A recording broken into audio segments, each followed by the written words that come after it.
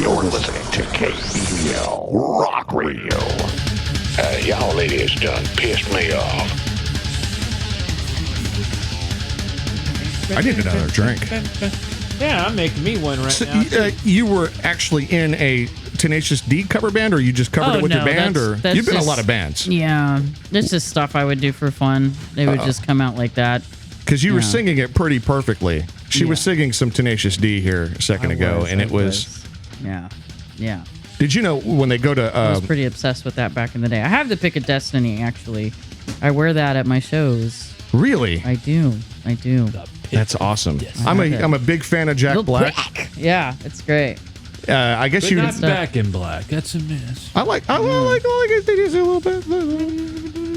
When Jack goes to, when he and KG tour the world doing their a phenomenal heavy metal rock, whatever genre you want to call it, because they encompass everything.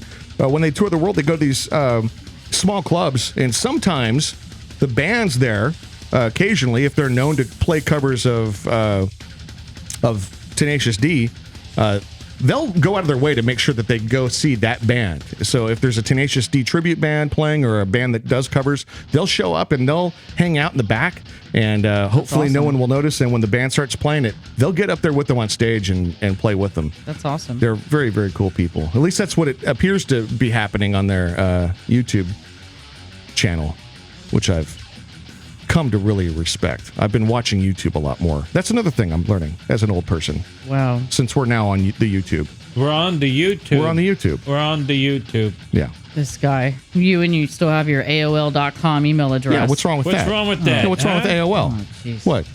I've got mail. I got it. No. I don't even know what AOL is. What is AOL? No. Just no. Anytime someone says, this. email me at blah, blah, blah at AOL. I'm like, no. No, I'm not doing that. That's a no. That email that long. It could be a hard no. First off, you're not going to get it. You're going to be like, I didn't get it. Okay. Check your spam folder. What's that? Oh, we're done. That's why it starts with no.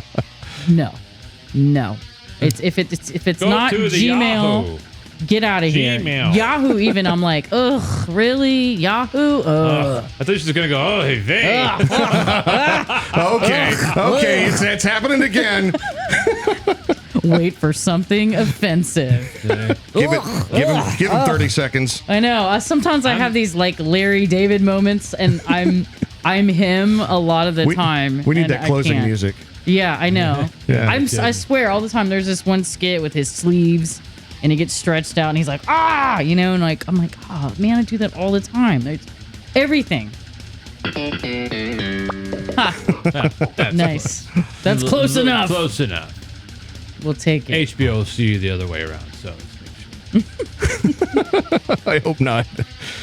Well, on this day today. Well, it's not exactly today, but it's some point. It's actually not even possibly not even this week. Nobody knows exactly what the official date is for this, but it was in this part of the year. We'll say that. 40 years ago, let's just say it was today. 40 years ago today, Exodus was formed in Richmond, California in 1979 by guitarists Kirk Hammett and Tim Agnello.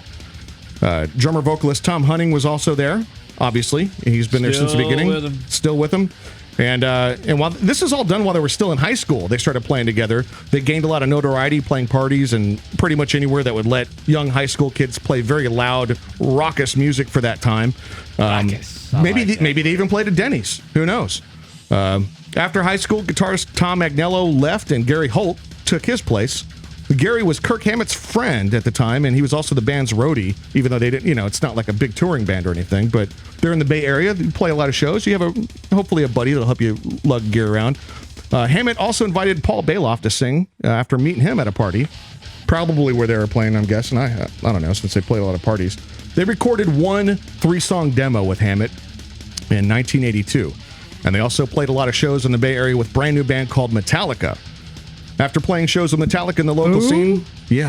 Who? We've said their name probably 30 times. God damn it. We've been told multiple times by multiple people not to say their name at all on this show. Yeah. And we say it every episode. We come up with a reason to say it every episode.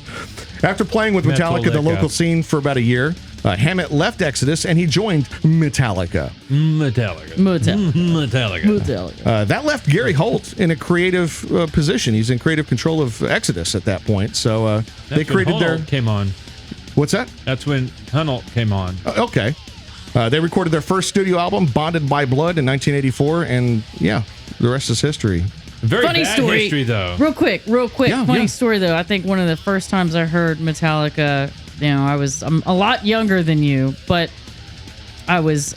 Rub it in. Yeah, I know. I'm not even going to tell you what grade it was in. You're not getting a But birthday let's just present. say... Decades younger. Okay, let's... Master of Puppets, right? So it goes to that part where it slows down and it's all, Master! Right? That Yeah. part. The whole time I swear to God he was saying bastard, and I kept going, bastard! Bastard! Because I didn't know, you couldn't like Google lyrics. I don't know. I just heard Yeah. it, bastard! Bastard! And I was like, I would say it like that.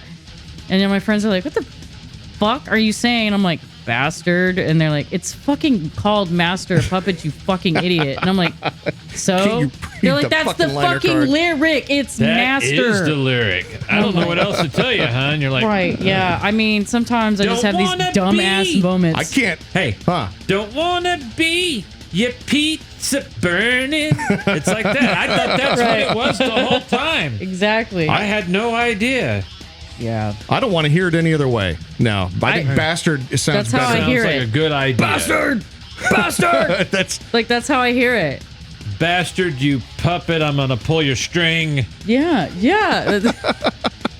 Yeah. Huh? You know? You like them? We'll do it like Boone did. Remember he was doing Enter Sandman and all that? yes, he was. I forgot all about that. Didn't he live next to Ozzy? Is that what was going on? Was it Pat Boone that lived next door to Ozzy Osbourne and Sharon and the family? Oh, God. Could you imagine living next to those dumbasses? Jesus Christ. I think I do live next door to him right now. Let me think about it. Vocalist Steve Zetros Souza joined them in 1986. Sousa. He was on Exodus's Pleasures of the Flesh in 87. Fascinating. You know, that album is like the album that never could get made. And in the real history of Exodus, it came out too fast on a bad, shitty budget. They had to redo it. There's so much things that went wrong with that album. And it's like one of the best written thrash albums of all time. But you're not going to get it out of that album because it just doesn't deliver. You know what I'm saying? It never got to make it that well because they had to redo it. The vocals are shit. And the tones are awful. The drums, I mean, they were just terrible. And Tom's badass. So it's crazy, man, how that... It's still one of my favorites of all time. Yeah, they say the second album for an up-and-coming band, which is what they were in 87, that's the defining album. That's supposed to be the album that Dude, that makes you album was into supposed to what come you out are. like 4 years before that. I mean, so that's what the big bad thing was. Dude, it's like 5 years in the making almost. You're like, what the hell? That's got to suck for a band, especially one that was ahead of the curve before there was a curve. And that was in 87? Yeah. And they were supposed Do you know how old I was in 87? -4? You were 12. Both wrong. No, I know. There's... I like Steve Souza. I just am not a fan of the vocals. Don't like... God damn it, Don't David. throw anything. Shut the fuck up. If you're going to lie, look, just be I'm not- good I'm at not- it. I'm not I'm not open-minded. lying. I have been to not Exodus shows, and every time I enjoy watching him perform on stage. He's an There's a excellent big performer. difference. He's a an good excellent- live yes. vocalist. And But it's just you that don't wanna having listen to heard it. Rob Dukes, I prefer the Rob Dukes vocals on Exodus. I just am not a fan of the high pitched vocals. That's just me. Sounds like a Wicked Witch. Yeah, a little Sounds bit. like the little bastard next to Jabba the Hutt. Yeah. That's exactly what he sounds like. Accurate. It is. It's terrifying. They had Rob Dukes albums for 10 years, man, from 2005 to Three of their best 2014. albums they've ever done was with Dukes. That's kind of crazy, man. I mean, Tempo of the Dam was a damn good, See You Later, Souza, and it was a good album. But then, man, you had, Atrocity Exhibitions. Yes. Those are my two favorite They're just Exodus Shovelhead albums. Kill Machine, which is just a fun album. Fun album. So I don't know what happened, but I do know that it was not a friendly departure from the band. Rob Dukes. He gave me the flu, by the way, a little motherfucker. Rob Dukes gave you the flu? Yeah, he gave me the flu, that motherfucker. I've heard this story before, yes. Yeah. And I don't know what happened, but in 2013, 2014, they just, I guess Gary just pulled Rob aside and said, hey. Kicked the shit right out of that little fat bastard. Chad. Sick, I got hate mail coming to us, and he's like my favorite fan, and I got to kick your ass out of here. Yeah, get out of here. I got to write him some lyrics. Rob Dukes was out of the band by 2014. I guess Gary just told him, hey, man, we're bringing Sousa back for Blood In, Blood Out, which is an important album for them. It's the last album they've done, the last studio album they've done. I think it's just a reunion type thing. I think it was, trying to do, because Anthrax did it. They could have done... Anthrax did it. They did it. But they could have done that a little nicer. They could have said, hey, Rob, listen, man, we're just going to have him on for this album. I mean, but they had to make a hard decision. They're keeping him. It really was my fault. Because I wrote the letter. I said, that motherfucker got me the flu, and I want you to do something about that. Well, they did. Anyway, I really like Rob, and I'm sure Steve Sousa is a cool guy too. I don't, He is. He's saying, thank you, Dave. Jesus.